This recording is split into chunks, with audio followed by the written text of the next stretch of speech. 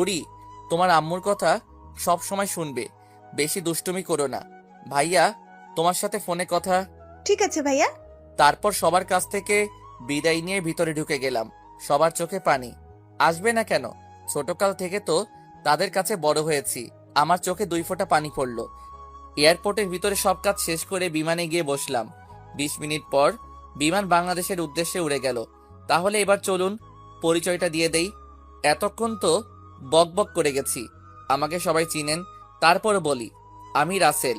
লেখাপড়া শেষ করেছি কিছুদিন হয়েছে। আমার পরিবারের জনসংখ্যা 5 জন। আমি, আব্বু আম্মু, ভাইয়া ভাবি। বড় ভাইয়ার বিয়ের সময় ছিলাম না, কারণ ওই সময় আমার গুরুত্বপূর্ণ একটা পরীক্ষা ছিল। ভাবিকে ছবিতে দেখেছি, মাশাআল্লাহ অনেক সুন্দর। আমার সাথে ফোনে কথা হয়। ভাবি একটু মজার লোক। তো যাই হোক, আব্বু আর ভাইয়া নিজেদের ব্যবসা বাণিজ্য সামলায়। বাংলাদেশের কোটিপতিদের মধ্যে আমার বাবা একজন। এবার বাবার বিষয়টা খুলে বলি। আমার বাবার পরিবারের লোক একটা সড়ক দুর্ঘটনায় মারা যায়। তারপর বাবা পুরো এতিম হয়ে যায়। তারপর বাবা বাড়িটা রেখে বাকি সবকিছু বিক্রি করে দেয়। এরপর আব্বু আমেরিকা চলে আসে। আমেরিকা এসে নানার কোম্পানিতে চাকরি দেয়। আস্তে আস্তে নানার কাছে আব্বুকে অনেক ভালো লাগে, কারণ আব্বু নিজের কোম্পানির মতো কাজ করে। এরপর নানা সিদ্ধান্ত নেয় তার বড় মেয়ে মানে আম্মুর সাথে আব্বুর বিয়ে দেয়। এইভাবে দেখতে দেখতে তাদের সংসার ভালো চলতে লাগলো, আর নানার কোম্পানি আরো বড় হয়ে গেল। তারপর আব্বু সিদ্ধান্ত নেয় তিনি বাংলাদেশে ব্যবসা করবে। তারপর আমার যখন 10 বছর, তখন আব্বু বড় ভাইয়াকে নিয়ে বাংলাদেশ চলে যায়, আমাকে আমেরিকা রেখে যায়। আমি এখানে থেকে পড়াশোনা করছি। আব্বু আম্মু আর ভাইয়া যাওয়ার 2 বছর পর আমি বাংলাদেশে গেছি। আব্বু আম্মুর সাথে কিছুদিন থেকে চলে আসবো, কিন্তু বাংলাদেশে আমার ভালো লাগে না, তাই 7-8 দিন থেকে আমেরিকা চলে আসি। আপনাদের সাথে কথা বলতে বলতে বাংলাদেশ এয়ারপোর্টে এসে বিমান ল্যান্ড করলো। তারপর বিমান থেকে নেমে ঘড়ির দিকে তাকিয়ে দেখি সকাল 7টা বেজে গেছে। আমার আসার কথা আব্বু শুনলে গাড়ি পাঠিয়ে দিত, কিন্তু তাদের সারপ্রাইজ দিব বলে বলি নাই। এয়ারপোর্টের ভিতরে সব কাজ শেষ করে বাহিরে আসলাম। এসে একটা ট্যাক্সি নিয়ে বাসায় যেতে লাগলাম। বাংলাদেশ আগের থেকে অনেক উন্নত হয়ে গেছে। আগে যখন আসছি তখন ভালো লাগে নাই, কিন্তু এখন অনেক ভালো লাগছে। হঠাৎ রাস্তার পাশে তাকিয়ে দেখি একটা মেয়ে গাড়ির সাথে হেলান দিয়ে সিগারেট টানছে। মেয়েটার চেহারা ঠিকভাবে দেখছি না। হঠাৎ একটা ছেলে আসলো বাইক নিয়ে। মেয়েটা বাইকে উঠে ছেলেটার সাথে যেতে লাগলো। তারপর মেয়েটা চারপাশে তাকালো। আমি মেয়েটার চেহারা দেখে একদম মুগ্ধ হয়ে গেলাম। এটা কোনো মেয়ে না, একটা পরী। মেয়েটাকে দেখতে অনেক সুন্দর। বাংলাদেশেও এত সুন্দর মেয়ে আছে, আগে তো জানতাম না।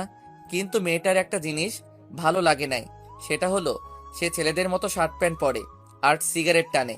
তো যাই হোক, মেয়েটা চলে গেল ছেলেটার সাথে।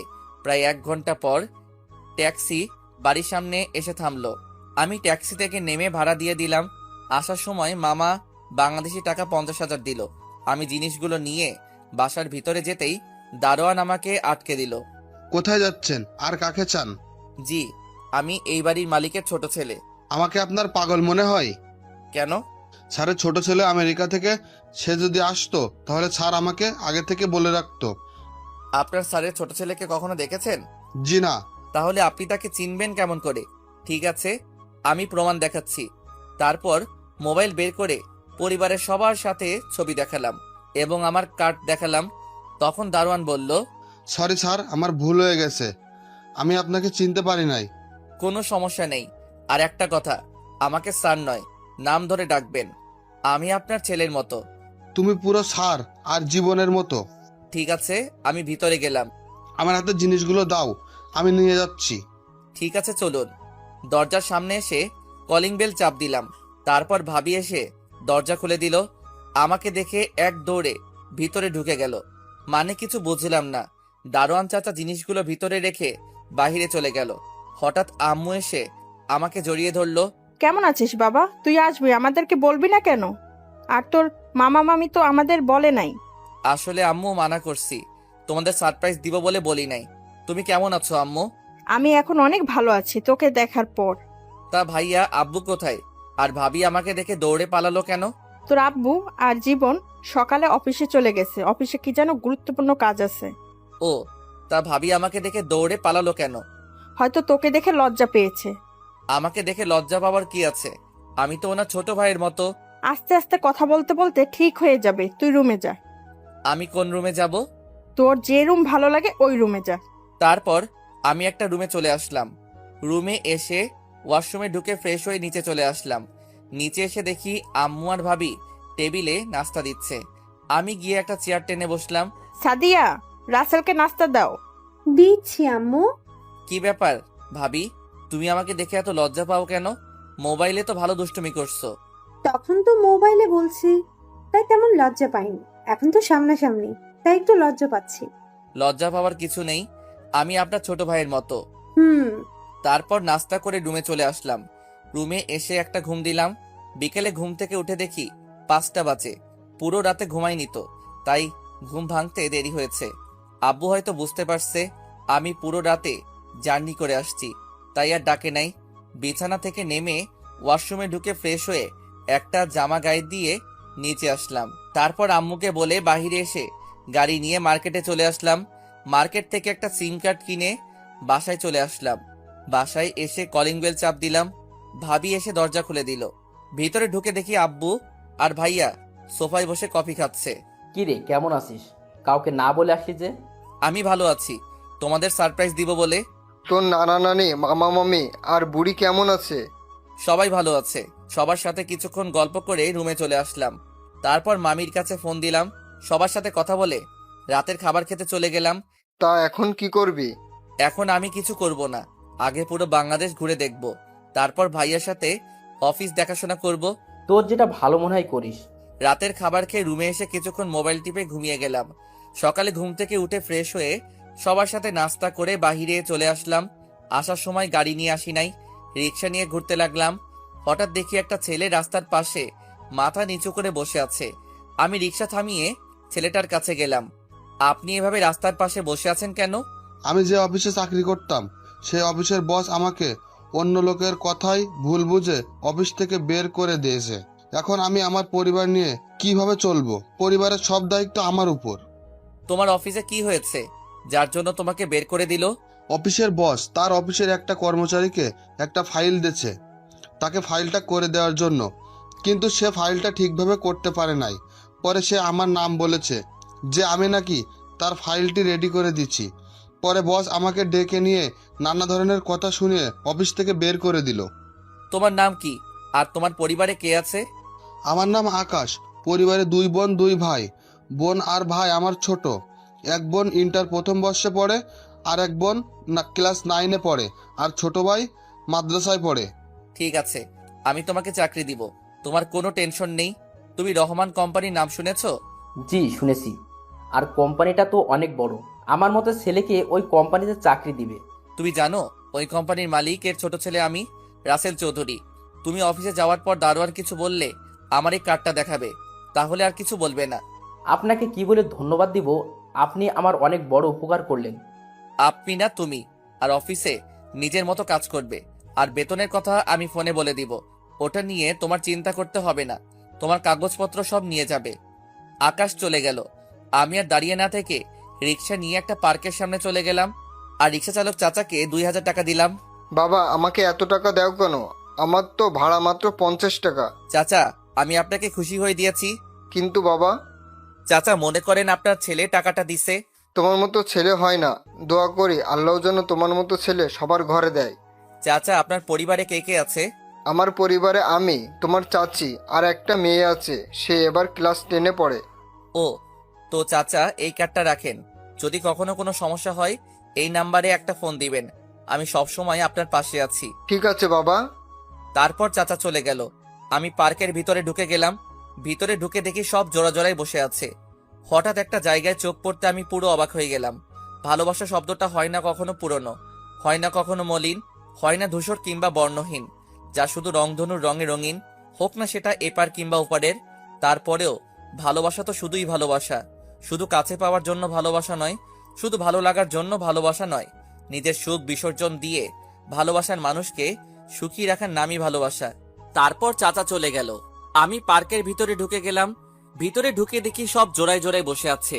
হঠাৎ একটা জায়গায় চোখ পড়তে আমি পুরো অবাক হয়ে গেলাম। দেখি গতকালে সেই মেয়েটা বাইকের উপর বসে আছে, আর কিছু ছেলে একটা ছেলেকে মারতে আসে।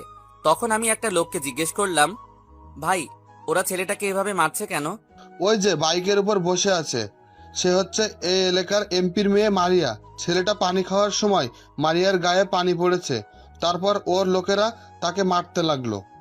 ছেলেটা হয়তো ইচ্ছে করে পালাই নাই। আমি দেখছি মারিয়া মেয়েটা ইচ্ছে করে ছেলেটার সাথে ধাক্কা খেয়েছে। মেয়েটা অনেক খারাপ, গরিবকে মানুষ মনে করে না, তার বাবার পাওয়ারে চলে।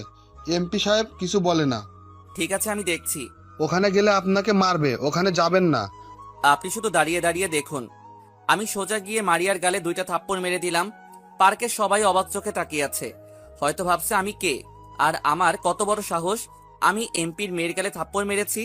কুত্তার বাচ্চা, তোর সাহস কি করে হয় এমপির মেয়ের গায়ে হাত তোলার? চুপ, আর একটা কথা বলবি না। তুই নিজেকে কি মনে করিস? বাবার ক্ষমতা দেখিয়ে যা ইচ্ছা তাই করে যাবি? আগে এটা মনে রাখবি, এই মানুষদের জন্য তোর বাবা এমপি হয়েছে, সো তাদের সম্মান দিতে শিখবি। তুই কে রে? আমি তোর কথা মতো চলবো? ওই, তোরা দাঁড়িয়ে আছিস কেন? ওকে বুঝিয়ে দে আমার গায়ে হাত তোলার পরিণাম কত ভয়ঙ্কর। মারিয়ার কথায় সবগুলো আমাকে মারতে আসলো। আমি সবগুলোকে মারতে রাখলাম। ওরা ছিল 5 জন। এই 5 জনকে মারতে আমি একাই যথেষ্ট। আমি আমেরিকা থেকে জিম করে বডি বানিয়ে রেখেছি। সবগুলা মায়ের খেয়ে দৌড়ে পালাও। আমি মারিয়ার কাছে গিয়ে বসলাম। তোকে আর যদি কখনো দেখি মানুষকে অন্যায়ভাবে তাদের গায়ে হাত তুলতে, তখন আমার থেকে কেউ খারাপ হবে না বলে পার্ক থেকে বেরিয়ে চলে আসলাম বাসায়। কলিং বেল চাপ দিলাম, ভাবি এসে দরজা খুলে দিল। এতক্ষণ কোথায় ছিলে তুমি? একটু বাইরে ঘুরতে গেছি ভাবি। আমাকে নিয়ে গেলে না কেন? তুমি তো আমার সাথে লজ্জায় কথা বলতে পারো না, আর তুমি কি আমাকে বলছো? আমি বলি নাই, তুমি জিজ্ঞেস করছো। সারাদিন বাসায় থাকি, কোথাও ঘুরতে যেতে পারি না? তোমার ভাই সারাদিন অফিসে থাকে। তুমি বলো, একা একা বাসায় ভালো লাগে? একা কোথায়? আম্মু তো বাসায় আছে। আম্মুর সাথে তো গল্প করি, আমি কি বাইরে ঘুরতে যেতে পারি না? ঠিক আছে ভাবি, বিকালে রেডি হয়ে থেকো, তোমাকে নিয়ে ঘুরতে যাব। তুমি আমার লক্ষ্মী দেব। ঠিক আছে, আমি এখন রুমে গেলাম। তুমি ফ্রেশ হয়ে আসো, আমি খাবার দিচ্ছি। আমি রুমে এসে ওয়াশরুমে ঢুকে গোসল করে একটা জামা গায়ে দিয়ে নিচে চলে আসলাম। টেবিলের সামনে এসে দেখি ভাবি সব খাবার সাজিয়ে রেখেছে। আমি একটা চেয়ার টেনে বসলাম। আম্মু কোথায় ভাবি? খাবার খাবে না? তুমি বসো, আমি আম্মুকে ডেকে আনছি। ভাবি আম্মুকে ডেকে নিয়ে আসলো। আমার পাশে একটা চেয়ার টেনে বসালাম। আপনাদের একটা কথা বলে রাখি, আমার মায়ের পুরো পরিবার আমেরিকার নাগরিক। আব্বু সবাইকে বাংলা ভাষা শিখিয়েছে। ভাবি আমাকে আর আম্মুকে খাবার বেড়ে দিল। আম্মু, একটা কথা বলবো, রাগ করবে না তো? কি কথা বৌমা? তুমি আমার আম্মু, তোমাকে বলবো না তো কাকে বলবো? ঠিক আছে রাসেল, তুই সাদিয়াকে আজকে একটু বাইরে নিয়ে ঘুরে আসিস। সেটা তোমাকে বলতে হবে না, ভাবি আমাকে বাসায় আসার পর বলেছে। ও, তারপর খাওয়া দাওয়া করে রুমে চলে আসলাম। রুমে এসে বিছানায় শুয়ে মোবাইল নিয়ে ভাইয়াকে ফোন দিলাম। বল। কি করো ভাইয়া, খাওয়া দাওয়া হয়েছে? মাত্র আব্বু আর আমি খাওয়া দাওয়া করে আসলাম। ও, তোমাকে যেটার জন্য ফোন দিছি, তোমার কাছে আকাশ নামে একটা ছেলেকে পাঠিয়েছি, সে কি গেছে? আসছে। তোর কথা বলায় চাকরি দিয়ে দিছে, আর বেতন প্রথম অবস্থায় 30,000 টাকা ধরেছে। বলেছে কাজ দেখে পরে বাড়িয়ে দিবে। অনেক ধন্যবাদ ভাইয়া। আর একটা কথা, তাদের একটা ফ্ল্যাট দিয়ে দিও, আর আসা যাওয়ার জন্য অফিস থেকে একটা গাড়ি দিও। ঠিক আছে, আগে তার কিছুদিন কাজ দেখি, তার দিব। ওকে। আর তুমি কি আজকে একটু তাড়াতাড়ি বাসায় আসতে পারবে? কেন? আসলে ভাবিকে নিয়ে বিকালে বাইরে ঘুরতে যাব, যদি তুমি সাথে থাকো তাহলে অনেক ভালো লাগবে। ঠিক আছে, আমি চলে আসবো। আরো কিছুক্ষণ কথা বলে রেখে দিলাম, তারপর একটা ঘুম দিলাম। বিকালে ভাবি রুমে এসে ডাকতে লাগলো। কি হয়েছে ভাবি, ডাকছো কেন? দুপুরে কি কথা হয়েছে তোমার সাথে? ও সরি ভাবি, আমার মনে ছিল না। তুমি রেডি হয়ে নাও, আমি ফ্রেশ হয়ে রেডি হয়ে আসতেছি। ভাবি রুম থেকে বেরিয়ে গেল। আমি রেডি হয়ে রুম থেকে বেরিয়ে নিচে চলে আসলাম। নিচে এসে দেখি ভাইয়া চলে এসেছে। আমি ভাইয়াকে বললাম তাড়াতাড়ি রেডি হয়ে নিতে। কিছুক্ষণ পর ভাইয়া ভাবি রুম থেকে বেরিয়ে আসলো। দুজনকে অনেক মানিয়েছে। তারপর বাহিরে এসে গাড়ি নিয়ে বের হলাম।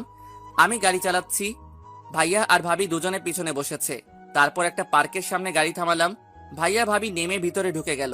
আমি গাড়িটা পার্কিং করে ভিতরে ঢুকলাম। তাদের সাথে ঘুরতে ঘুরতে রাত 9টা বেজে গেছে। একটা রেস্টুরেন্টে ঢুকে খাবার খেয়ে বাসায় চলে আসলাম। বাসায় এসে যে যার রুমে চলে গেলাম। আম্মু বলেছে খাবার খেতে, আমরা বলেছি বাহির থেকে খেয়ে এসেছি। এভাবে দেখতে দেখতে আরো 7 দিন চলে গেল। মারিয়া মেয়েটাকে দেখি এখন বেশিরভাগ আমার সামনে ঘুরঘুর করে। আগের মতো জামা কাপড় পরে না, শাড়ি পরে থাকে। তাকে এভাবে দেখে আমার অনেক ভালো লেগেছে। একদিন সবাই মিলে সোফায় বসে কফি খাচ্ছি আর গল্প করছি। সেদিন শুক্রবার ছিল, তাই সবাই বাসায়। হঠাৎ কলিং বেল বেজে উঠল। আম্মু গিয়ে দরজা খুলে দিল। কিছুক্ষণ পর দেখি আম্মুর সাথে একটা আব্বুর বয়সী লোক আর আম্মুর বয়সী একজন মহিলা ভিতরে ঢুকলো। দেখো কে এসেছে। আরে রফিকুল যে, হঠাৎ না বলে আমার বাসায়? কেন, আমি কি তোর বাসায় আসতে পারি না? জি আলহামদুলিল্লাহ ভালো আছি, আপনি কেমন আছেন? আমি ভালো আছি। সাদিয়া মা, ওনাদের জন্য নাস্তার ব্যবস্থা করো। জি আব্বু। ভাবি চলে গেল ভিতরে। তুই তো আমার ছোট ছেলেকে দেখিস নাই। এ হচ্ছে আমার ছোট ছেলে রাসেল, আর রাসেল ও হচ্ছে আমার ছোটবেলার বন্ধু রফিকুল। রফিকুল বর্তমানে এই এলাকার এমপি। আসসালামু আলাইকুম, কেমন আছেন আঙ্কেল? আলহামদুলিল্লাহ, আমি ভালো আছি। তুমি কেমন আছো? আমিও ভালো আছি। আব্বু তোমরা কথা বলো, আমি একটু বাহিরে গেলাম। ঠিক আছে, যাও। আমি আর কোনো কথা না বলে বাহিরে চলে আসলাম। আর ওইদিকে রহমান, তোর কাছে একটা জিনিস চাইবো, তুই দিবি? দেবার মতো হলে অবশ্যই দিব। বল কি চাস? তোর ছোট ছেলেকে আমার মেয়ের সাথে বিয়ে দিবি? আমার মেয়েটা তোর ছোট ছেলেকে দেখে পছন্দ করে ফেলেছে। সে বলছে তোর ছোট ছেলের সাথে যদি তার বিয়ে না হয় তাহলে সে কিছু একটা করে বসবে। তুই তো জানিস মারিয়া আমার একমাত্র মেয়ে। তার কিছু হয়ে গেলে আমি কাকে নিয়ে বাঁচবো? এটা তো খুশির কথা, তোর মেয়ে আমার ঘরের বউ হয়ে আসবে। আমার কোনো অমত নেই। রাসেলের মা, তুমি কি বলো? তুমি যেহেতু রাজি, আমি কি রাজি না হয়ে পারি? আর ওনারা তো বাহিরের কেউ নয়, এখানে মানা করার কি আছে? তুই আমার অনেক বড় উপকার করলি। আপনাদের এই ঋণ কখনো শোধ করতে পারবো না। ঋণ শোধ করতে হবে না। মাইয়াকে ঘরের বউ না, সাদের মতো নিজের মেয়ের মতো রাখবো।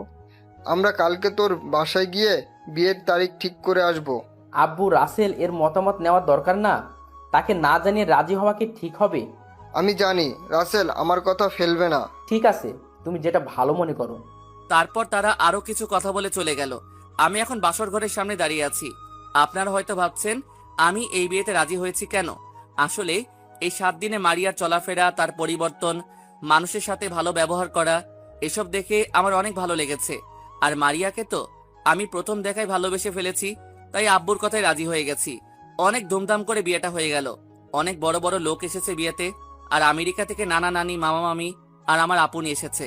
বাসর ঘরের সামনে দাঁড়িয়ে আছি, ভাবি দরজার সামনে দাঁড়িয়ে আছে, আমাকে ঢুকতে দিচ্ছে না। ভাবি বলো, তোমার কি চাই? কেন দেবরজি, তুমি জানো না বাসর ঘরে ঢুকতে হলে আমার পাওনা দিয়ে ঢুকতে হবে? তোমার আবার কিসের পাওনা? আর আমি কি আগে বিয়ে করছি যে বাসর ঘরে ঢুকতে কি কি করতে হয় আমি জানবো? ঠিক আছে, আমি বলছি। আমার পাওনা হলো তোমার বাসর ঘর সাজিয়েছি সেটার জন্য টাকা দিতে হবে। তা কত টাকা দিতে হবে? বেশি লাগবে না, 50,000 হলে হবে। ওকে, আমার এই কার্ডটা রাখো, তোমার যত খুশি খরচ করো। আর পাসওয়ার্ড তুমি জানো। তাহলে ঠিক আছে, এবার তুমি ভিতরে যাও। তারপর ভাবি আমাকে ধাক্কা দিয়ে ভিতরে ঢুকিয়ে দিয়ে বাহির থেকে দরজা লাগিয়ে দিল। আমিও ভিতর থেকে দরজা লাগিয়ে দিলাম। আর আমাকে বোকা পেয়েছে। আমি বিয়ের মার্কেট করে কার্ডের সব টাকা শেষ করে ফেলেছি। আমার জানা মতে কার্ডে 20 থেকে 25,000 টাকার মতো আছে। আমি বিছানার দিকে যেতে লাগলাম, কিন্তু ভাবির কাছে শুনেছি স্বামী বাসর ঘরে ঢুকলে স্ত্রী পা ধরে সালাম করতে আসে। কিন্তু মারিয়া তো কিছুই করলো না। মারিয়া বিছানায় ঘোমটা দিয়ে বসে আছে। আমি দাঁড়িয়ে না থেকে যেই না বিছানায় উঠতে যাব, তখন মারিয়া এমন কিছু বলবে আমি কখনো ভাবতে পারিনি। যেজন দিবসে রিচার্জ কিরায়া নিশিতে উড়াই টাকা, দেউলিয়া করিবে প্রেমিকা তাহার পকেট করিবে ফাঁকা। হাই রে দুনিয়া, যে ভালোবাসা বোঝে না তাকে ভালোবাসা শিখাতে যাবেন না, কারণ সে ভালোবাসা শিখবে আপনার কাছে, কিন্তু ভালোবাসবে অন্যজনকে, আর কষ্ট পাবেন আপনি। খবরদার, তুই আমার কাছে আসবি না। এই তুমি এটা কি বলছো? আমি তোমার স্বামী, আমি আসবো না তো কে আসবে? স্বামী? তুই ভাবলি কি করে আমি তোকে স্বামী হিসেবে মেনে নেব? আমি তোর উপর প্রতিশোধ নিতে বিয়ে করেছি। প্রতিশোধ মানে? আমার দোষটা কি? তুই ভুলে গেলি কিছুদিন আগে পার্কে সবার সামনে তুই আমার গায়ে হাত তুলছিস? তোর মনে নেই? আজ পর্যন্ত আমার বাবা মা আমার গায়ে হাত তুলে নাই। তোমার গায়ে হাত কেন তুলছি সেটা তুমি ভালো করে জানো। তুমি অন্যায়ভাবে একটা ছেলেকে মারছো, তাই বাধ্য হয়ে তোমার গায়ে হাত তুলছি। তুই এটাই তো বড় ভুল করছিস। আমি যা খুশি করব, তুই আমার গায়ে হাত তুলছিস কেন? এখন শুধু দেখবি আমি কি করি। তুই এখন ওই মারিয়াকে চিনতে পারোসনি। তাহলে আমাকে বিয়ে করলে কেন? আমি তো তোমাকে বিয়ে করতে চাইনি। তুমি নিজেই তো আমাদের বাসায় তোমার বাবা মাকে পাঠিয়েছো। বিয়েটা না করলে তো তোর উপর প্রতিশোধ নিতে পারবো না, তাই তো মা বাবাকে পাঠিয়েছি। তাই বলে তুমি আমার জীবনটা এভাবে নষ্ট করে দিবে? আমি তো মনে করছি তুমি ভালো হয়ে গেছো, আগের মতো কারোর সাথে খারাপ ব্যবহার করো না, তাই বাবার কথায় রাজি হয়ে গেলাম। এটা তো তোকে দেখানোর জন্য করেছি, যাতে তুই আমার উপর দুর্বল হয়ে পড়িস আর বিয়েতে রাজি হয়ে যাস। তাহলে এখন তুমি কি করতে চাও? সেটা সময় হলে দেখতে পাবি। তুমি আমার সাথে যা করার করো, কিন্তু আমার পরিবারের সাথে কিছু করো না। তাহলে আমি তোকে যা বলবো তোকে তাই করতে হবে। বল রাজি কিনা? ঠিক আছে, আমি রাজি। তুমি যা বলবে আমি তাই করব। ঠিক আছে, এখন গিয়ে সোফায় ঘুমিয়ে পড়। আমি কখনো সোফায় ঘুমাইনি, তাহলে এখন ঘুমাবো কি করে? খাটে তো অনেক জায়গা, আমি একপাশে শুয়ে পড়ি। তুই আমাকে বোকা পাইছিস? তোকে আমার সাথে শুতে দিলে আমাকে একা পেয়ে যদি কিছু করে বসিস। আমি তোদের মতো ছেলেদের ভালো করে চিনি। কথা না বাড়িয়ে সোফায় গিয়ে ঘুমা। আমি কোনো কথা না বলে বিছানার দিকে এগিয়ে যেতে লাগলাম। আমাকে এভাবে আসতে দেখে মারিয়া পিছে যেতে লাগলো। আমি বিছানায় থেকে একটা বালিশ আর একটা কম্বল নিয়ে সোফায় শুয়ে পড়লাম। মারিয়া হয়তো ভাবছিল আমি তার সাথে কিছু করব। মারিয়া বিছানায় শুয়ে পড়লো। আমি তার সাথে অনেক কিছু করতে পারতাম, কিন্তু পরিবারের সম্মানের কথা চিন্তা করে কিছু বলি নাই। তা না হলে ওর মতো এমপির মেয়েকে বাসা থেকে বের করে দিতাম। আবার এমপি বাবার ছোটবেলার বন্ধু। সকালে হঠাৎ ঘুমটা ভেঙে গেল, কে যেন ডাকতে আসে। কথা শুনে বুঝতে পারলাম ভাবি ডাকতে আসে। আমি সোফা থেকে উঠে বালিশ আর কম্বল বিছানায় রেখে দিলাম। মারিয়ার দিকে তাকিয়ে দেখি কি সুন্দর করে ঘুমিয়ে আছে, তার মুখের উপর চুল দিয়ে ঢাকা। ইচ্ছে করছে তার মুখের উপর থেকে চুলগুলো সরিয়ে কপালে একটা চুমো দিতাম, কিন্তু মারিয়া আমাকে সে অধিকার দেয় নাই। তাকে আর না ঠেকে আমি গিয়ে দরজা খুলে দিলাম। তখন ভাবি বলল, কি দেবরজি, রাতে কি বিড়ালটা মেরেছেন? বিড়াল পাবো কোথায়? আমি তো রুমে কোনো বিড়াল দেখি নাই, তাহলে মারবো কেমন করে? আমার দেবরটা দেখে কিছুই বোঝে না। আরে, বাসর কেমন করলে? অনেক ভালো ভাবি। বাসর না ছাই, পুরো রাত সোফায় শুয়েছিলাম। খাচ্ছুন্নি আমাকে সোফায় শোয়ালো। মনে মনে বললাম, তা বাসর রাতে কি করেছো? ভাবি তুমিও না? বাবা, দেবরজি দেখি লজ্জা পাইছে। তা মারিয়া কি ঘুম থেকে উঠেছে? না, এখনো ঘুমিয়ে আছে। ঠিক আছে মারিয়া, তুমি ফ্রেশ হয়ে নিচে আসো, আমি টেবিলে নাস্তা দিচ্ছি। ভাবি আর কোনো কথা না বলে চলে গেল। আমি বিছানার সামনে এসে দাঁড়িয়ে মারিয়াকে ডাকতে লাগলাম, কিন্তু ওর ওঠার কোনো খবর নেই। তাই বাধ্য হয়ে তার শরীরে টাচ করলাম। হঠাৎ মারিয়া চোখ খুলে দেখে আমি তার হাতের উপর হাত দিয়ে রেখেছি। তোর সাহস কি করে হয় আমার শরীরে টাচ করার? তোর মতলব তো ভালো না। তোমাকে আমি অনেক ডেকেছি, কিন্তু তোমার ওঠার কোনো খবর নেই, তাই তোমার হাত ধরে ডাকতে লাগলাম। হয়েছে, আর মিথ্যা বলতে হবে না। কেন ডেকেছিস সেটা বল। ভাবি ঠেকে গেছে দুজনকে ফ্রেশ হয়ে নিচে যেতে, নাস্তা খাওয়ার জন্য। ঠিক আছে, তুই বস, আমি ফ্রেশ হয়ে আসছি। এই বলে মারিয়া ওয়াশরুমে ঢুকে গেল। 30 মিনিট পর বেরিয়ে আসলো। আমি মারিয়াকে দেখে এক ধ্যানে তাকিয়ে আছি।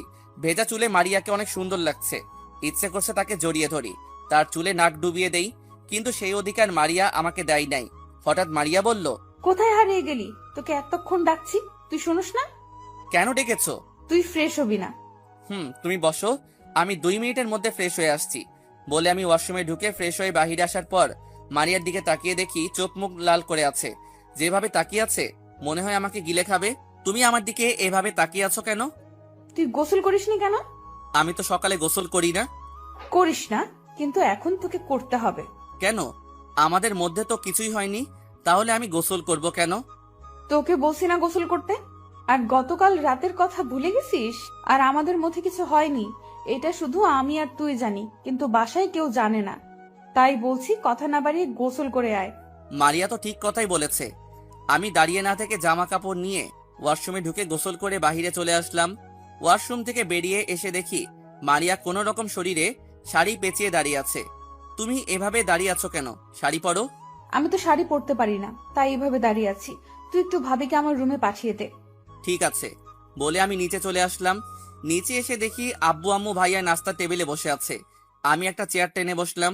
কিরে মারিয়া, কই? তাকে সাথে করে নিয়ে আসিস নাই কেন? ও কিছুক্ষণ পর আসবে। ভাবি মারিয়া তোমাকে তার কাছে যেতে বলেছে। ঠিক আছে, যাচ্ছি, তোমরা বসো। ভাবি মারিয়ার কাছে গেল। কিছুক্ষণ পর ভাবি মারিয়াকে নিয়ে সিঁড়ি দিয়ে নিচে নামতে লাগলো। আমি তো মারিয়াকে দেখে অবাক। শাড়িতে মারিয়াকে অনেক সুন্দর লাগছে। মারিয়া নিচে এসে আমার পাশে একটা চেয়ার টেনে বসলো। রাসেল, নাস্তা করে রেডি হয়ে থাকিস। কেন আব্বু? মারিয়ার আব্বু আম্মু আসবে, তারা তোদের নিয়ে যাবে, এটা বিয়ের নিয়ম। ঠিক আছে আব্বু। আমি নাস্তা করে রুমে চলে আসলাম। রুমে এসে বিছানায় শুয়ে মোবাইল টিপতে লাগলাম। কিছুক্ষণ পর দেখি মারিয়া রুমে আসলো। তখন আমি বিছানা থেকে নেমে সোফায় গিয়ে বসলাম। মারিয়া কিছু না বলে তার মোবাইল নিয়ে বারান্দায় চলে গেল। বারান্দায় গিয়ে কার সাথে যেন হেসে হেসে কথা বলছে, মনে হয় বান্ধবীর সাথে কথা বলছে। আমি আর বসে না থেকে বাসার বাহিরে চলে আসলাম। এদিক ওদিক ঘোরাঘুরি করে দুপুরে বাসায় চলে গেলাম। কলিং বেল চাপ দেওয়ার পর আম্মু এসে দরজা খুলে দিল। কিরে, তুই কোথায় ছিলি? তোকে ফোন দিছি, তুই ফোন ধরিস নাই কেন? আসলে আম্মু মোবাইল সাইলেন্ট ছিল, তাই বলতে পারবো না। ঠিক আছে, ভিতরে আয়, তোর শ্বশুর শাশুড়ি এসেছে, তাদের সাথে কথা বলে রুমে গিয়ে ফ্রেশ হয়ে আয়। আমি শ্বশুর শাশুড়ির সাথে কিছুক্ষণ কথা বলে রুমে চলে আসি। রুমে এসে দেখি মারিয়া আয়নার সামনে বসে চুল ঠিক করতে আছে। হঠাৎ লক্ষ্য করে দেখি মারিয়ার পেটের উপর কাপড় নেই, কি ধবধবে সাদা পেট। ইচ্ছে করছে পেটের উপর হাত বুলিয়ে দিতে, ইচ্ছে থাকলে তো আর হবে না। মারিয়া তো আমার উপর প্রতিশোধ নিতে বিয়েটা করেছে, কিন্তু মারিয়ার এখনো কোনো রিয়াকশন দেখছি না। সকালে দুটো পাপ্পি দিছে। আমার সাথে তো সকাল থেকে কোনো খারাপ কিছু করে নাই, শুধু মারিয়া আমাকে তুই করে বলে, এর থেকে বেশি কিছু না। আমাকে রুমে দেখে বলল, সকাল থেকে কোথায় ছিলি? তোকে ফোন দিচ্ছি, ধরলি না কেন? মোবাইলটা সাইলেন্ট ছিল। তাড়াতাড়ি রেডি হয়ে নিচে আয়, আমি আব্বু আম্মুর সাথে নিচে আছি। আসার সময় ব্যাগটা সাথে করে নিয়ে আসবি। বলে মারিয়া নিচে চলে গেল। আর আমি মনে মনে ভাবতে লাগলাম, সামান্য একটা এমপির মেয়ে হয়ে আমার সাথে এগুলা করছিস? তোর আব্বু যদি আমার বাবার বন্ধু না হতো, তাহলে তোকে ঘাড় ধাক্কা দিয়ে বাসা থেকে বের করে দিতাম। রেডি হয়ে ব্যাগটা নিয়ে রুম থেকে বেরিয়ে নিচে চলে গেলাম। তারপর আব্বু আম্মু, ভাবি, ভাইয়া সবার কাছ থেকে বিদায় নিয়ে বাহিরে এসে গাড়িতে উঠলাম। আমি আর মারিয়া আমাদের গাড়িতে উঠলাম, আর শ্বশুর শাশুড়ি তাদের গাড়িতে উঠলো। প্রায় 30 মিনিট পর শ্বশুর বাড়িতে এসে পৌঁছে গেলাম। গাড়ি থেকে নামার পর বাড়ির কাজের লোক এসে জিনিসগুলো ভিতরে নিয়ে গেল। নিজের বিবেককে অন্ধকারে রেখে অন্যের বিবেক নিয়ে খেলা করার নামই স্বার্থপরতা। কষ্টের পরিমাণ যখন অনেক হয়ে যায়, তখন মানুষ কাঁদে না, তখন চুপ থাকতে শিখে যায়। মারিয়া, মা, জামাই বাবাজিকে তোর রুমে নিয়ে যা। ঠিক আছে বাবা। মারিয়ার সাথে ওর রুমে ঢুকলাম। ভিতরে ঢোকার পর মারিয়া ওয়াশরুমে ঢুকে গেল। আমি বিছানায় বসে পুরো রুমটা দেখতে আসি। হঠাৎ একটা মেয়ে রুমের ভিতরে ঢুকে বলল, দোলা ভাই কেমন আছেন? আলহামদুলিল্লাহ ভালো আছি, আপনি কেমন আছেন? আর আপনাকে তো চিনতে পারলাম না। আমি হচ্ছি মারিয়া, আপুর মামাতো বোন মিমি। ও, তা তোমার বাড়ির সবাই কেমন আছে? তুমি এবার কিসে পড়ো? বাড়ির সবাই ভালো আছে। আমি বর্তমানে অনার্স ফাইনাল ইয়ারে পড়ি। আপনাদের বিয়েতে আসতে পারি নাই, আম্মু মাথা ঘুরে পড়ে গেছে। আম্মুকে হাসপাতালে নিয়ে গিয়েছি। সকালে হাসপাতাল থেকে আম্মুকে বাসায় রেখে তারপর আসছি। তা তোমার আম্মু এখন কেমন আছে? আম্মু এখন অনেকটা সুস্থ আছে। কি রে মিমি, তুই কোন সময় আসলি? এই তো আপু, কিছুক্ষণ আগে এসেছি। আপু, দুলাভাই কিন্তু অনেক সুন্দর, তোর সাথে ভালো মানিয়েছে। আমি কি তোকে জিজ্ঞেস করেছি? না। তাহলে কেন বলছিস?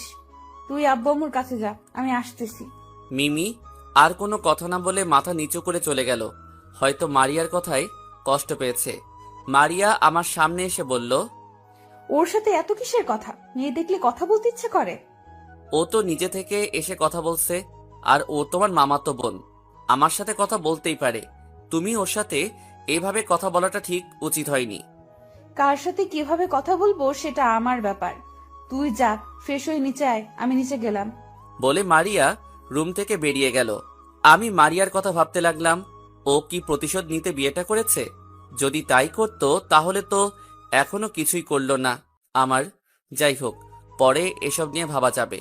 বসে না থেকে ওয়াশরুমে ঢুকে ফ্রেশ হয়ে নিচে চলে গেলাম। নিচে এসে দেখি শ্বশুর শাশুড়ি সোফায় বসে কফি খাচ্ছে। আমাকে দেখে বলল, জামাই বাবা আসো, বসো। আমি গিয়ে শ্বশুরের পাশে বসে পড়লাম। মারিয়াকে দেখতেছি না, হয়তো মিমির কাছে আছে। রহিমা, রাসেলকে একটা কফি দিয়ে যাও। কিছুক্ষণ পর বুয়া এসে কফি দিয়ে গেল। শ্বশুর শাশুড়ির সাথে বসে গল্প করছি আর কফি খাচ্ছি। হঠাৎ মিমি আর মারিয়া রুম থেকে বেরিয়ে এলো। তাদের দেখে মনে হচ্ছে অনেক খুশি, কিন্তু কিছুক্ষণ আগে মারিয়া মিমির সাথে কিভাবে কথা বলছে, আর এখন দেখি দুজনে অনেক খুশি। তো যাই হোক, রাতের খাবার খেয়ে রুমে আসলাম। রুমে এসে বিছানায় বসে মোবাইল টিপতে লাগলাম। মারিয়া রুমে এসে দেখে আমি মোবাইল টিপতে আসি। তুই এখনো ঘুমাস নাই? আমি কোথায় ঘুমাবো? তোমার রুমে তো সোফা নেই। তুই বিছানায় ঘুমাতে পারিস, কিন্তু মাঝখানে কোল বালিশ থাকবে।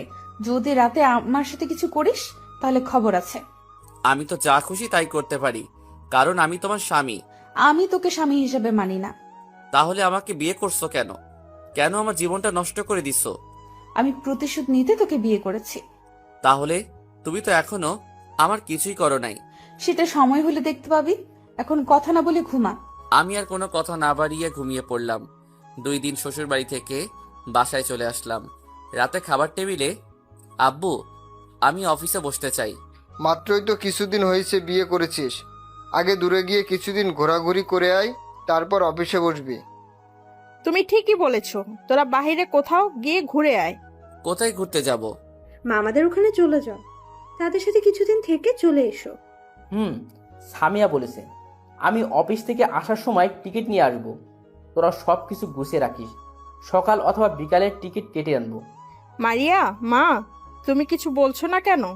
আমি কি বলবো আম্মু? তোমাদের যেটা ভালো মনে হয় তাই করো, আমার কোনো সমস্যা নেই। তারপর সবাই খাওয়া দাওয়া করে যার যার রুমে চলে গেল। আমি রুমে এসে বিছানায় শুয়ে পড়লাম। কিছুক্ষণ মারিয়া রুমে ঢুকে দরজা বন্ধ করে আমার পাশে এসে শুয়ে পড়ল। তুই এখন অফিসে বসার কথা বললি কেন? বসে থেকে কি করব? তাই বলছি অফিস দেখাশোনা করব, তাহলে আব্বুকে রেস্ট দিতাম। মাত্র বিয়ে হয়েছে, কিছুদিন হয়েছে, এর মধ্যে তুই অফিস দেখাশোনা করবি? আমি যেদিন বলবো সেদিন তুই অফিসে বসবি। আমি তোমার কথা শুনবো কেন? তুমি আমার কে? আমি তোর বয়। কি হলো বলো? আমি যা বলবো তাই করবি। যদি আমার কথা না শুনিস তাহলে বাসর ঘরের কথা মনে আছে? আমি বাসর ঘরের কথা মনে পড়তেই আর কিছু বললাম না। ইচ্ছে করছে খাচ্চুন্নির মাথা ফাটিয়ে দেই। কেন যে ওর গায়ে হাত দিতে গেলাম। পরের দিন বিকালে সবার সাথে কথা বলে দুজনে এয়ারপোর্টের উদ্দেশ্যে বেরিয়ে পড়লাম। রাত 8টায় আমাদের ফ্লাইট। আসার সময় ড্রাইভারকে সাথে করে নিয়ে আসলাম। সবকিছু শেষ করে দুজনে গিয়ে বিমানে বসলাম। দুজনের সিট একসাথে পড়ছে। পরের দিন সকাল 7টায় বাসায় পৌঁছে গেলাম।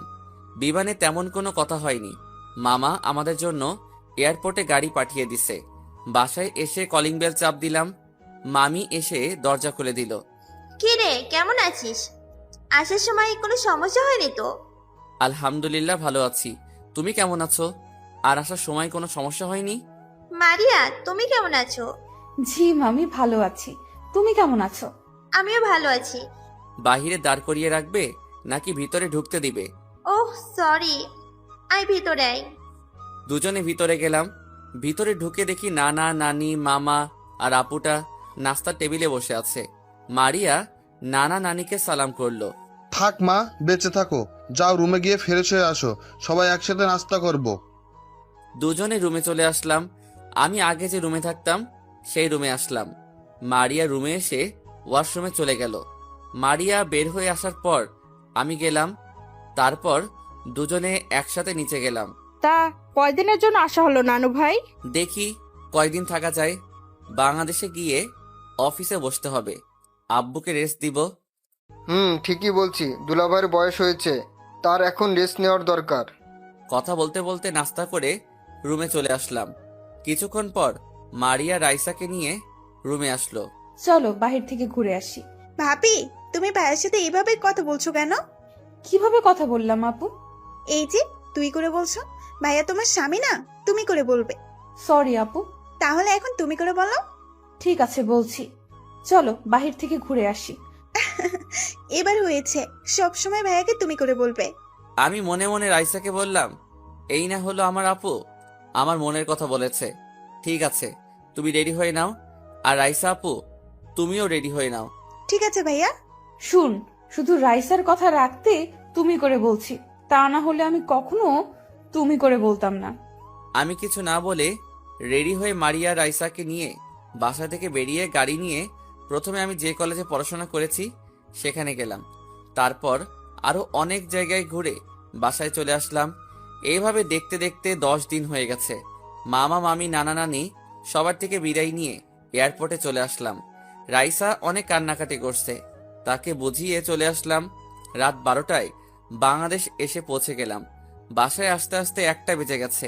কলিং বেল চাপ দেওয়ার পর কাজের বুয়া অর্থাৎ খালা এসে দরজা খুলে দিল। তারপর দুজনে রুমে চলে গেলাম। আপনাদের একটা কথা বলি, এই 10 দিনে মারিয়া আমাকে সবসময় তুমি করে বলছে। আমার সাথে খারাপ ব্যবহার করে নাই, কিন্তু ও তো বলছিল প্রতিশোধ নেওয়ার জন্য বিয়ে করেছে। ও তো আমার কিছুই করছে না।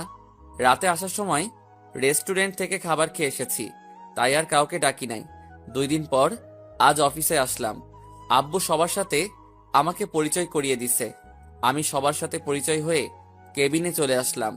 আব্বু আমাকে সবকিছু বুঝিয়ে দিয়ে বাসায় চলে গেছে। বসে বসে কিছু ফাইল দেখতে লাগলাম। হঠাৎ একটা মেয়ে এসে বলল, আসতে পারি স্যার? আসুন। সরি স্যার, আসতে একটু লেট হয়ে গেছে।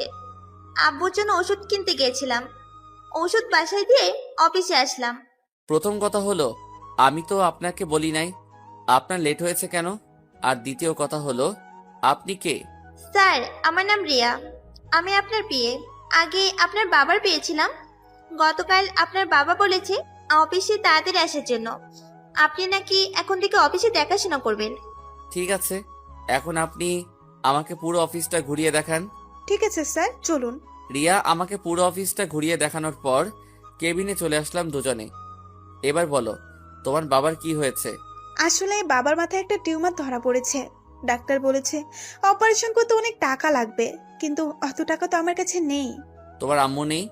আছে, আম্মু সারা দিন আব্বুর সেবা যত্ন করে। তুমি কোনো চিন্তা করো না, তোমার বাবার চিকিৎসা আমি করাবো। তারপর রিয়া যেটা করলো আমি তো পুরো অবাক হয়ে গেলাম।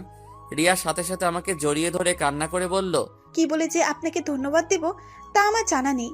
আপনি আপনার বাবার মতো, আপনার বাবা অনেক ভালো। একটা কথা কি, আমি সব বড়লোকের ছেলের মতো নই। টাকা থাকলে অহংকার দেখাবো তেমন ছেলে আমি না। আমরা আজ এত ওপরে কিভাবে আসলাম, সবকিছু তোমাদের পরিশ্রমের কারণে। আপনি অনেক ভালো স্যার, আমার এই পরিস্থিতিতে আপনি আমার পাশে দাঁড়িয়েছেন। এখন থেকে আমাকে স্যার নয়, ভাইয়া বলে ডাকবে। ঠিক আছে ভাইয়া। ঠিক আছে, এখন তোমার কেবিনে যাও। আমি অফিসের কাজ শেষ করে তোমাকে সাথে নিয়ে তোমাদের বাসায় যাব। ওকে ভাইয়া। রিয়া কেবিন থেকে বেরিয়ে যাওয়ার পর আমি একটা ফাইল দেখতে লাগলাম। হঠাৎ মোবাইল ফোনটা বেজে উঠলো। তাকিয়ে দেখি মারিয়া ফোন দিচ্ছে। বলো। তুই এখন কোথায়? তুমি জানো না আমি কোথায়? অফিসে বসে কাজ করতে আসি। তুই এখনই বাসায় আয়। কেন, কি হয়েছে? সেটা আসলে দেখতে পাবি। ঠিক আছে, আমি আসছি বলে ফোনটা কেটে কেবিন থেকে বেরিয়ে ম্যানেজারকে বলে অফিস থেকে বাইরে এসে গাড়ি নিয়ে বাসায় চলে আসলাম। কলিং বেল চাপ দেওয়ার পর বুয়া এসে খুলে দিল। ভিতরে ঢুকে দেখি আব্বু আম্মু ভাবি সোফায় বসে আছে। আব্বু আমাকে দেখে সোফা থেকে উঠে এসে ঠাস করে 2টা থাপ্পড় মেরে দিল। আমি তো কিছুই বুঝতে পারলাম না। তখন আমি বললাম, আব্বু তুমি আমাকে মারলে কেন? তুই প্রথম দিন অফিসে গিয়ে কি করেছিস? তোকে খুব ভালো মনে করেছি, কিন্তু তুই আমার ভাবতেও অবাক লাগে তুই এমন কিছু করবি। আমি কি করেছি সেটা তো বলবে। এখন কিছুই বুঝছিস না? তোর লজ্জা করে না বাসায় বউ রেখে অন্য মেয়েকে জড়িয়ে ধরতে? আমি কাকে জড়িয়ে ধরলাম? দেখছেন আব্বু এখন কিছুই বুঝে না। তাহলে এগুলো কি? মোবাইলে কিছু ছবি দেখে আমি পুরো অবাক হয়ে গেলাম। রিয়া যে আমাকে জড়িয়ে ধরেছে তার কিছু ছবি কে যেন তুলে মারিয়াকে পাঠিয়েছে। আব্বু আম্মু, আমি রিয়াকে জড়িয়ে ধরি নাই, রিয়া নিজে আমাকে জড়িয়ে ধরেছে। তোর লজ্জা করে না অফিসের পিএকে ভুলিয়ে ভালিয়ে তার সাথে অসভ্যতামি করতে? আবার এখন আমার কাছে মিথ্যা বলছিস? আব্বু বিশ্বাস করো, আমি আর তোর কোনো কথা শুনতে চাই না। তুই এক্ষুনি আমার বাসা থেকে বের হয়ে যা। তুমি কি পাগল হয়ে গেলে? ও না হয় একটা ভুল করে ফেলেছে, সেজন্য তুমি তাকে বাসা থেকে বের করে দিবে? আব্বু আম্মু ঠিক কথা বলেছে, এবারের মতো ওকে মাফ করে দেন। রাসেল এরকম কাজ আর করবে না। মারিয়ামা, তুমি কি বলো? আম্মু, ভাবি যখন বলছে তাহলে এবারের মতো মাফ করে দেন। ও যদি বাসা থেকে বেরিয়ে যায় তাহলে আমার কি হবে? শত হলেও সে আমার স্বামী। কিছু শিখো, এমন মেয়ে পাওয়া ভাগ্যের ব্যাপার। আজকে ওর জন্য মাফ করে দিলাম, পরের বার যদি কিছু শুনি তাহলে তোর জন্য এ বাড়ির দরজা বন্ধ হয়ে যাবে। ঠিক আছে রাসেল, তুমি রুমে যাও। আর বলতে না দিয়ে আমি কোনো কথা না বলে রুমে চলে আসলাম। আমার পিছনে পিছনে মারিয়া আসলো। রুমে এসে মুচকি হেসে বলল, কেমন দিলাম মিস্টার রাসেল? তার মানে এসব তুমি করেছো? তোদের অফিসে আমার এক ফ্রেন্ড চাকরি করে, তাকে বলছি তুই অফিসে কি করস সব খবর আমাকে দেওয়ার জন্য। তুই সকালে ওই মেয়েকে জড়িয়ে ধরছিস, সেটা আমার বন্ধু ছবি তুলেছে। কে তোমার বন্ধু? আমাকে কি বোকা মনে করছিস? তার নাম বলে দিলে তুই তাকে অফিস থেকে বের করে দিবি। তাহলে তুই অফিসে কি করিস, আমাকে এসবের খবর কে দিবে? আমি যা খুশি করি, তোমার সমস্যা কোথায়? তুমি তো আমাকে স্বামী হিসেবে মানো না। আমি যতদিন না তোকে ছেড়ে যাচ্ছি ততদিন তুই আমার কথা মতো চলবি, আর না হলে আমি কি করতে পারি সেটা তুই ভালো করেই জানিস। আমি আর কোনো কথা না বলে ওয়াশরুমে চলে গেলাম। ফ্রেশ হয়ে বেরিয়ে এসে দেখি মারিয়া রুমে নেই। দুপুরে খাবার খাওয়ার সময় আব্বু বলল, তুই কাল থেকে জীবনে যে অফিস দেখাশুনো করে সেটা তুই দেখাশুনো করবি, আর জীবন আমারটা দেখাশুনো করবে। আমি ঠিক আছি বলে খাবার খেতে রুমে চলে আসলাম। মনে মনে খুশি হলাম। মারিয়ার চেহারায় কেমন চিন্তার ভাঁজ পড়ে গেল। আমি একটা ঘুম দিলাম। ঘুম থেকে বিকালে উঠে বাহিরে চলে গেলাম। বাহিরে এসে অফিসের ম্যানেজারের কাছে ফোন দিয়ে রিয়ার নাম্বার নিলাম। তারপর রিয়াকে ফোন দিলাম। আসসালামু আলাইকুম, কে বলছেন? ওয়ালাইকুম আসসালাম, আমি রাসেল, তোমার অফিসের বস। ও ভাইয়া, তুমি? এখন বলো তোমার বাসা কোথায়? আমি আসতেছি। আমার বাসা এইখানে। ঠিক আছে, আমি আসছি বলে ফোনটা কেটে মার্কেট থেকে কিছু ফল আরো কিছু জিনিস কেনাকাটা করে রিয়াদের বাসায় চলে গেলাম। কলিং বেল চাপ দেওয়ার পর রিয়া দরজা খুলল। ভাইয়া কেমন আছো? আর এগুলো আনার কি দরকার ছিল? আমি ভালো আছি, আর এই প্রথম তোমাদের বাসায় আসলাম। খালি হাতে আসে কি করে? চলো ভিতরে চলো। তারপর ভিতরে ঢোকার পর রিয়া আমাকে তার আব্বু আম্মুর রুমে নিয়ে গেল। আমি রিয়ার আব্বু আম্মুকে সালাম দিলাম। ওয়ালাইকুম আসসালাম। তোমাকে তো চিনতে পারলাম না বাবা। আব্বু আম্মু, ভাইয়া হলো আমার অফিসের বসের ছোট ছেলে, নাম রাসেল চৌধুরী। কেমন আছেন আপনারা সবাই? আছি মোটামুটি ভালো, তুমি কেমন আছো? আলহামদুলিল্লাহ, আমিও ভালো। আন্টি কেমন আছেন? আলহামদুলিল্লাহ ভালো আছি বাবা। তোমার বাড়ির সবাই কেমন আছে? সবাই ভালো আছে। তো আঙ্কেল, ডাক্তার কি বলেছে? ডাক্তার বলেছে যত তাড়াতাড়ি সম্ভব অপারেশন করার জন্য, কিন্তু বাবা টাকা পয়সা অনেক লাগবে, আমাদের দ্বারা তো এত টাকা জোগাড় করা সম্ভব না। আমি রিয়ার সাথে কথা বলেছি, আমি আপনার চিকিৎসা করাবো।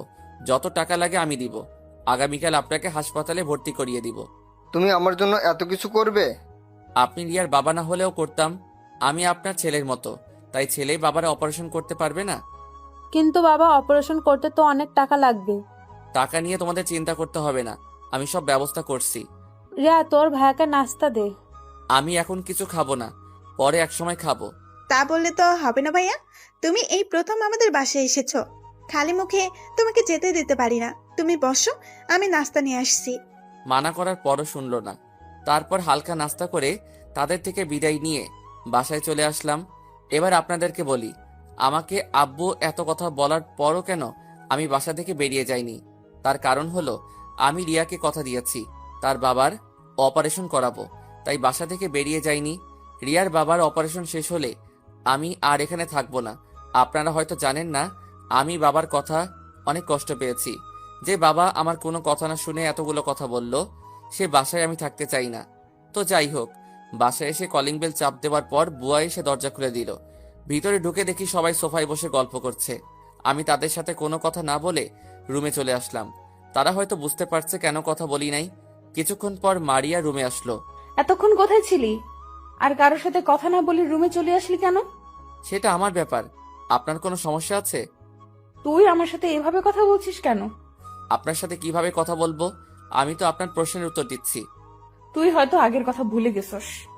কিছু ভুলি নাই, আপনার যা খুশি করার করেন বলে ওয়াশরুমে ঢুকে গেলাম। ফ্রেশ হয়ে নিচে এসে সবার সাথে খাবার খেতে বসলাম। আব্বু, তোমার সাথে কিছু কথা আছে। বলো, কি কথা?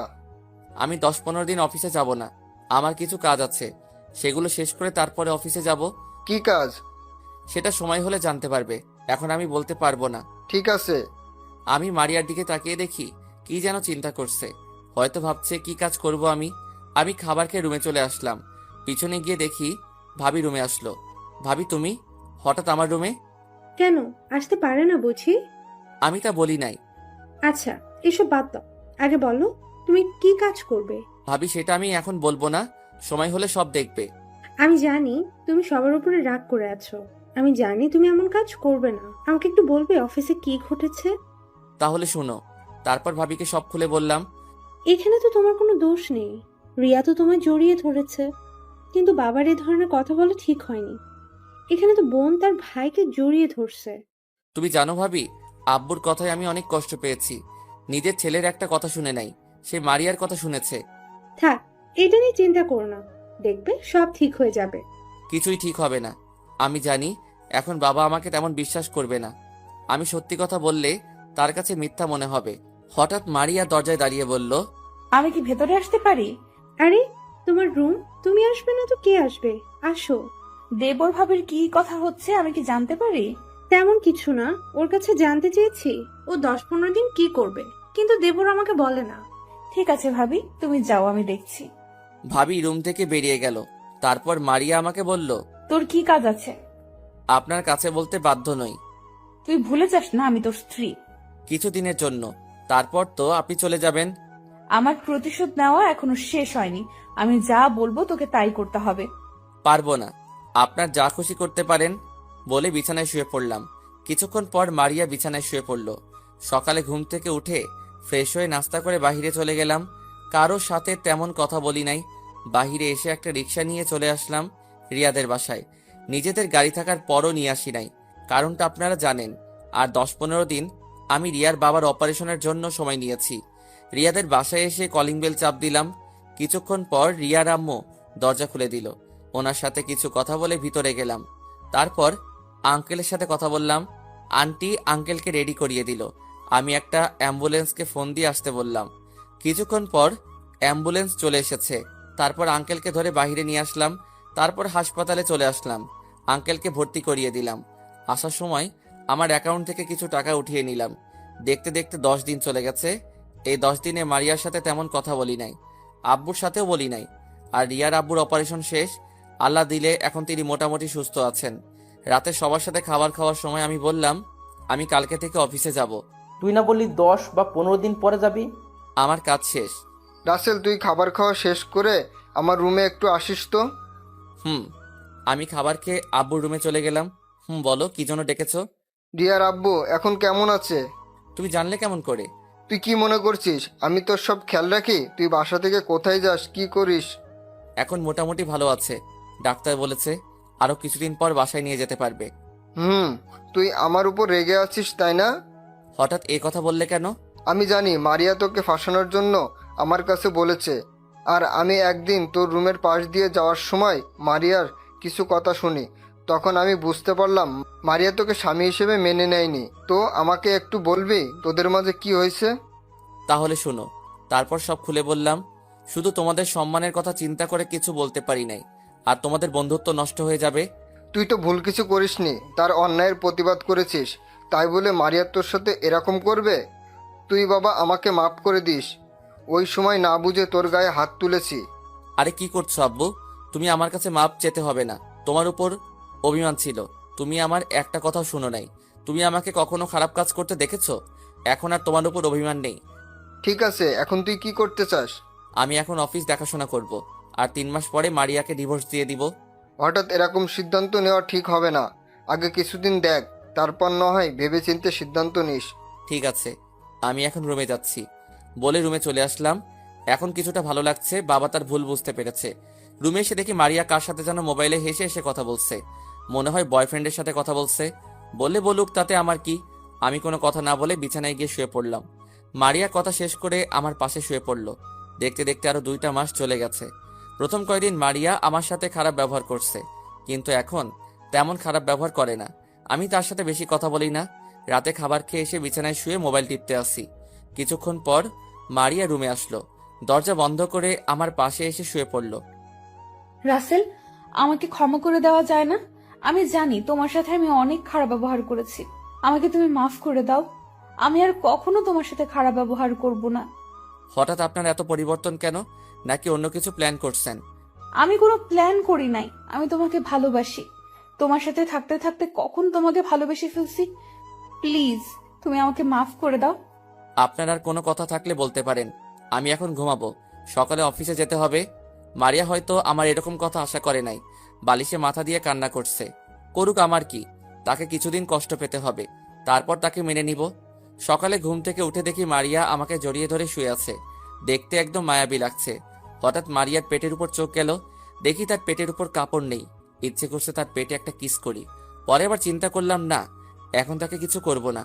ওয়াশরুমে ঢুকে ফ্রেশ হয়ে বেরিয়ে এসে দেখি মারিয়া বিছানায় বসে আছে। আমি তার সাথে কোনো কথা না বলে রেডি হয়ে নিচে চলে আসলাম। নিচে এসে দেখি সবাই টেবিলে বসে আছে। আমি গিয়ে একটা চেয়ার টেনে বসলাম। কিরে মারিয়া কোথায়? রুমে আছে। ওকে সাথে করে নিয়ে আসলি না কেন? গতকাল রাতে না খেয়ে ও ঘুমিয়ে গেছে। কি বলছো তুমি? আমি গতকাল ওকে টেবিলে খাবার খেতে দেখলাম। তুই রুমে চলে যাওয়ার পর মারিয়া তোর পিছনে চলে গেছে খাবারে পানি ঢেলে। আমার দেরি হয়ে যাচ্ছে, আমাকে নাস্তা দাও। মারি আসুক, সবাই একসাথে খাবো। তাহলে তোমরা খাও, আমি অফিসে যাচ্ছি বলে চেয়ার থেকে উঠে বাইরে চলে আসলাম। আব্বু আম্মু সবাই অনেক ডেকেছে, কিন্তু আমি শুনে বাইরে এসে গাড়ি নিয়ে সোজা অফিসে চলে গেলাম। আমার গাড়ি দেখে মনে হয় দারোয়ান চিনতে পেরেছে, তাই আমাকে সালাম দিল। কারণ আব্বু গতকাল রাতে ম্যানেজারকে ফোন দিয়ে বলে দিছে। আমি অফিসের ভিতর যাওয়ার সময় হঠাৎ কারোর সাথে ধাক্কা খেলাম। আমি পড়ি নাই, কিন্তু আমার সাথে যে ধাক্কা খেয়েছে সেই নিচে পড়ে গেছে। আমি তাকে হাত বাড়িয়ে ওঠাতে গেলে মেয়েটা আমার হাত না ধরে উঠে ঠাস করে একটা থাপ্পড় মেরে দিল। কুত্তার বাচ্চা, দেখে চলতে পারিস না? সরি, আমি আপনাকে দেখতে পাইনি। দেখতে পাস নাই নাকি ইচ্ছে করে ধাক্কা দিয়ে ফেলে দিলি? তোদের মতো ছেলেদের আমার ভালো করে জানা আছে। সব ছেলের মতো আমি না। আর আমার বাসায় বউ থাকতে আপনার সাথে ধাক্কা খেতে যাব কেন? আর একটা কথাও বলবি না। তুই জানিস আজকে আমার অফিসে নতুন বস আসবে। তোর জন্য আজকে আমার লেট হয়ে গেছে। যদি বস আমাকে কিছু বলে তাহলে তোর খবর আছে। বলে মেয়েটা ভিতরে চলে গেল। আমি দাঁড়িয়ে না থেকে অফিসের ভিতরে গেলাম। গালটা অনেক ব্যথা করছে, হাতে শক্তি আছে বলতে হবে মেয়েটার। কেউ দাঁড়িয়ে আমাকে সালাম দেয়নি, হয়তো আমাকে চিনতে পারে নাই। আমি ভিতরে ঢুকে পিয়নকে বললাম, বসের কেবিন কোনটা? তখন পিয়ন আমাকে কেবিনটা দেখিয়ে দিল। আমি আগে অফিসে আসছি ঠিকই, কিন্তু ভিতরে আসা হয়নি, তাই কেবিনটা চিনতে পারি নাই। আমি কেবিনে ঢুকে চেয়ারে বসে ম্যানেজার আঙ্কেলকে ফোন দিয়ে আসতে বললাম। কিছুক্ষণ পর ম্যানেজার আসলো। আমি ওনাকে আমাদের বাসায় দেখেছি, তাই চিনতে কষ্ট হয়নি। রাসেল, তুমি কখন এসেছো? কিছুক্ষণ আগে আসলাম। আপনি কেমন আছেন আঙ্কেল? আমি অনেক ভালো আছি, তুমি কেমন আছো? আলহামদুলিল্লাহ, আমিও ভালো। আঙ্কেল, সবাইকে মিটিং রুমে আসতে বলো। আমি সবার সাথে পরিচয় হব এবং কিছু কথা বলবো। ঠিক আছে রাসেল, আমি সব ব্যবস্থা করতেছি। ম্যানেজার চলে গেল। কিছুক্ষণ পর পিয়ন এসে আমাকে মিটিং রুমে যেতে বলল। আমি পিয়নের সাথে মিটিং রুমে চলে গেলাম। আমাকে দেখে হয়তো সবাই অবাক হচ্ছে। আমাকে দেখে তারা সাথে সাথে দাঁড়িয়ে গেল। সবাই একসাথে বলল, সরি স্যার। হঠাৎ সবাই সরি বলছো কেন? আসলে স্যার, আপনাকে আমরা চিনতে পারি নাই, কখনো আপনাকে দেখি নাই। আপনি অফিসে আসার পর আমরা কেউ আপনাকে স্বাগতম জানাই নাই। ওটা সমস্যা নেই, তোমরা আমাকে চিনতে পারো নাই। আচ্ছা, যে কারণে আপনাদের সবাইকে এক করলাম। আমি অফিসে আজকে নতুন, তেমন বুঝি না। তোমরা আমাকে কাজে সাহায্য করবে, আর তোমরা নিজের অফিস মনে করে কাজ করবে। সবার সাথে আরো কিছুক্ষণ কথা বলে যেই না রুম থেকে বেরিয়ে আসবো, হঠাৎ একটা জায়গায় চোখ পড়তেই দেখি তখনকার মেয়েটা বারবার মাথা লুকিয়ে নিচ্ছে। এই, তুমি এরকম লুকালুকি করছো কেন? আর তুমি আমার কেবিনে আসো বলে আমি নিজের কেবিনে চলে আসলাম। কেবিনে এসে একটা ফাইল দেখতে লাগলাম। কিছুক্ষণ পর মেয়েটা বলল, আসতে পারি স্যার? আসুন। মেয়েটা কেবিনে ঢুকে এমন করবে আমি তো ভাবতে পারি নাই। আরে ভাই, খারাপ কিছু না। মেয়েটা কেবিনে ঢুকে আমার সামনে এসে পা জড়িয়ে ধরে কান্না করে দিল। এই মেয়ে, তুমি আমার পা ধরছো কেন? আবার কান্না করছো কেন? স্যার, আজকে আমার অফিসে প্রথম দিন, তাই তাড়াহুড়ো করে অফিসে ঢুকতেই আপনার সাথে ধাক্কা খাই, তাই মেজাজটা গরম হয়ে গেছে। আমি আপনাকে চিনতে পারি নাই স্যার, আমার ভুল হয়ে গেছে। আপনি আমাকে যত খুশি মারেন, তারপরও আমার চাকরি থেকে বের করে দিবেন না। চাকরি থেকে বের করে দিলে পরিবার নিয়ে রাস্তায় নামতে হবে। আগে আমার পা ছাড়ো, তারপর গিয়ে চেয়ারে বসো। না স্যার, আগে বলেন আমাকে মাফ করে দিয়েছেন, আমাকে চাকরি থেকে বের করে দিবেন না। ঠিক আছে, আমি তোমাকে মাফ করে দিছি। এখন পা ছেড়ে চেয়ারে বসো। মেয়েটা পা ছেড়ে দিয়ে চেয়ারে গিয়ে বসলো। প্রথমে একটু রাগ ছিল ওর প্রতি, কিন্তু তার পরিবারের কথা শুনে সব রাগ উধাও হয়ে গেল। তোমার নাম কি? তোমার পরিবারে কে কে আছে? স্যার, আমার নাম তিথি। পরিবারে আমরা 2 বোন আর আব্বু আম্মু আছে। ছোট বোন এবারে ক্লাস 7-এ পড়ে। আব্বুর বয়স হয়েছে, তাই কিচ্ছু করতে পারে না। আগে কয়েকটা টিউশনি করেছে। গতকাল আপনার অফিসে ইন্টারভিউ দেওয়াই টিকে যাই। ও, এখন থেকে নিজের অফিস মনে করে কাজ করবে আর কারোর সাথে খারাপ ব্যবহার করবে না। আর তোমার বেতন কত টাকা বলছে? আমার বেতন বলেছে 25,000 টাকা। ঠিক আছে, এখন থেকে তোমার বেতন 40,000 টাকা। এত টাকা বেতন তোমার পরিবারের কথা চিন্তা করে দিছি। আর অফিস থেকে যাওয়ার সময় অগ্রিম মাসের বেতন নিয়ে যেও, আমি ম্যানেজারকে বলে রাখবো। এখন তুমি আসতে পারো। তিথি চোখের পানি মুছে একটা হাসি দিয়ে কেবিন থেকে বেরিয়ে গেল। তারপর আমি কাজ করতে লাগলাম। কাজ করতে করতে দুপুরের লাঞ্চ টাইম হয়ে গেছে। হঠাৎ মোবাইলটা বেজে উঠল। হাতে নিয়ে দেখি মারিয়া ফোন দিছে। প্রথমে 2-3 বার দেওয়ার পর ধরলাম। এত ফোন দিচ্ছেন কেন? দুপুরে খাবার খেয়েছো? খাবার খাইছি না খাইছি সেটা আপনাকে বলতে যাব কেন? কারণ আমি তোমার স্ত্রী, জিজ্ঞাসা করতেই পারি। আমি তো আপনাকে স্ত্রী হিসেবে মানি না। কিছুদিন পর আপনাকে ডিভোর্স দিয়ে দিব। আমাকে কি ক্ষমা করা যায় না? আমি তো আমার ভুল বুঝতে পেরেছি। সেটা আপনি দেরি করে ফেলেছেন। আমি আর আপনাকে মেনে নিব না। কিছুদিন অপেক্ষা করেন, তারপর ডিভোর্স পেপার পেয়ে যাবেন। প্লিজ তুমি এমনটা করো না। আমি তোমাকে ছাড়া থাকতে পারবো না। আমি তোমাকে অনেক ভালোবাসি। আপনি মরেন না বাঁচেন সেটা আমার দেখার বিষয় নয়। ফোন রাখেন, আমার হাতে কাজ আছে। মারিয়াকে আর কিছু বলতে না দিয়ে ফোন কেটে দিলাম। হাতে অল্প একটু কাজ আছে, সেগুলো করতে লাগলাম। কাজ শেষ করে কেবিন থেকে বেরিয়ে ম্যানেজারকে বলে অফিস থেকে বেরিয়ে এসে গাড়ি নিয়ে একটা রেস্টুরেন্টে চলে গেলাম। তারপর খাবার খেয়ে আবার গাড়ি নিয়ে অফিসে চলে আসলাম। বিকেলে অফিস শেষ করে বাইরে এসে গাড়ি নিয়ে রিয়ার বাসায় চলে গেলাম। কারণ রিয়া ফোন দিয়ে বলেছে তাদের বাসায় যাওয়ার জন্য। তার আব্বু নাকি আমাকে ডেকেছে। বাসার ভিতরে ঢুকে কলিং বেল চাপ দিলাম। কিছুক্ষণ পর আন্টি এসে দরজা খুলে দিল। আসসালামু আলাইকুম আন্টি, কেমন আছেন? আলহামদুলিল্লাহ ভালো আছি বাবা, তুমি কেমন আছো? তোমার বাড়ির সবাই কেমন আছে? আমিও ভালো আছি। বাড়ির সবাই ভালো আছে? ঠিক আছে, ভিতরে আসো, তোমার আঙ্কেল রুমে আছে। আমি ভিতরে ঢুকে আঙ্কেলের রুমে চলে গেলাম। ভিতরে ঢুকে দেখি আঙ্কেল বিছানায় শুয়ে আছে। আমাকে দেখে উঠে বসলো। আসসালামু আলাইকুম, কেমন আছেন আঙ্কেল? আমি ভালো আছি, তুমি কেমন আছো? আমিও ভালো আছি। তা কি জন্য আসতে বললেন? আসলে গতকাল রিয়াকে দেখতে এসেছে। ছেলেটা নাকি রিয়াকে একদিন রাস্তায় দেখে পছন্দ করে ফেলেছে। এখন আমরা যদি রাজি থাকি তাহলে তারা বিয়ের তারিখ ঠিক করবে। ছেলেদের নিজের কোম্পানি আছে, সেটা দেখাশুনো করে। ছেলেটা কেমন, তার খোঁজ খবর নিয়েছেন? সেজন্য তো তোমাকে আসতে বললাম। তুমি একটু খোঁজ খবর নিয়ে দেখো, যদি ছেলে ভালো হয় তাহলে সামনের দিকে আগাবো। ঠিক আছে আঙ্কেল, আপনি ছেলের ঠিকানা আমাকে দেন। তুমি রিয়ার থেকে নিও, ওর কাছে আছে। আরে ভাইয়া, তুমি কখন এসেছো? এই তো অল্প কিছুক্ষণ হবে। তা তোর আজকে আসতে এত দেরি কেন? একটা বান্ধবীর সাথে মার্কেটে গিয়েছিলাম, তাই আসতে লেট হয়ে গেছে। ও আচ্ছা, আগে বল, যেই ছেলে তোকে দেখতে এসেছে তাকে কি তোর পছন্দ হয়েছে? রিয়া লজ্জায় মাথা নিচু করে ফেললো। তার মানে রিয়ার ছেলেটাকে পছন্দ হয়েছে। থাক, আর লজ্জা পেতে হবে না। আমি আগে ছেলেটার খোঁজ খবর নিয়ে দেখি, তারপর বিয়ের দিন তারিখ ঠিক মনে করব। তুই ছেলেটার ঠিকানা আমাকে দে। রিয়া আমাকে ঠিকানা দিচ্ছে। আরো কিছুক্ষণ কথা বলে রিয়াদের বাসা থেকে বেরিয়ে গাড়ি নিয়ে বাসায় চলে আসলাম। কলিং বেল চাপ দেওয়ার পর মারিয়া এসে খুলে দিল।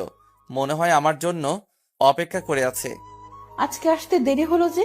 সেটা আপনাকে বলতে হবে? তুমি আমার সাথে এমন ভাবে কথা বলছো কেন? কেন বলছি সেটা আপনি ভালো জানেন। আমাকে কি একটা সুযোগ দেওয়া যায় না?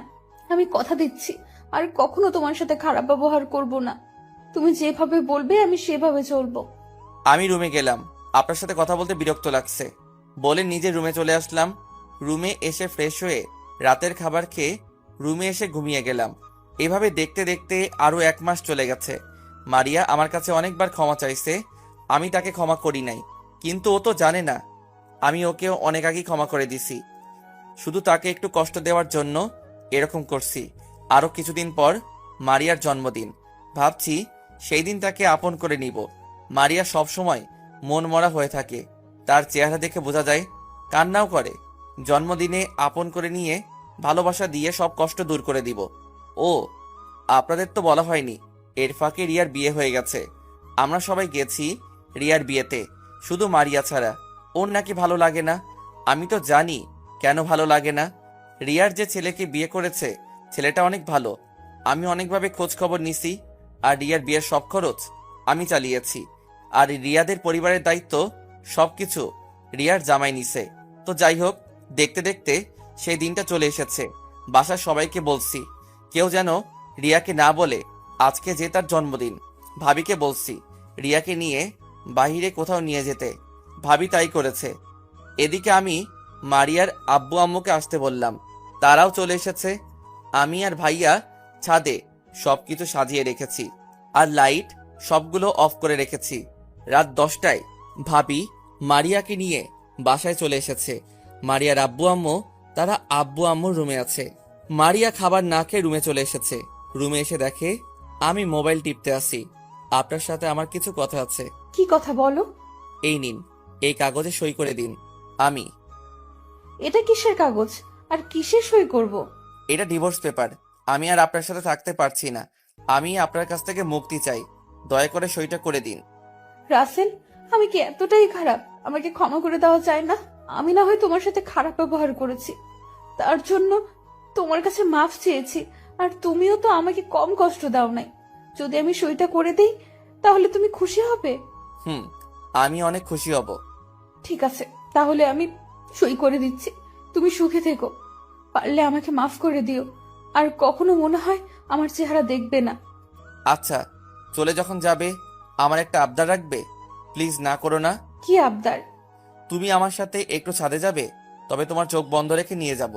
আবার ভয় পেও না, তোমাকে ছাদ থেকে ফেলে দিব না। তুমি যদি আমাকে মেরে ফেলো তারপরও আমার কষ্ট হবে না, কারণ তোমার হাতে মরতে পারলে জীবনটা ধন্য মনে করব। চলো। আমি একটা কাপড় দিয়ে মারিয়ার চোখ বেঁধে দিলাম। তারপর মারিয়ার হাত ধরে নিয়ে যেতে লাগলাম ছাদে। মারিয়া অনেক কান্নাকাটি করছে। ছাদে আসার পর মারিয়ার চোখ খুলে দিলাম। ছাদ তো অন্ধকার, এখানে কেন নিয়ে আসলে? তারপর হঠাৎ সব লাইট জ্বলে উঠল, আর সবাই একসাথে বলতে লাগলো, happy birthday to you, many many happy returns of the day. Maria সবাইকে দেখে অবাক হয়ে গেল। তার চেয়ে বেশি অবাক হলো তার আব্বু আম্মুকে দেখে। আব্বু আম্মু, তোমরা এখানে কখন এসেছো তোমরা? আমরা রাতে এসেছি। রাসেল বাবা যে আমাদের সাথে সব খুলে বলেছে তোর সাথে রাসেলের মধ্যে কি হয়েছে।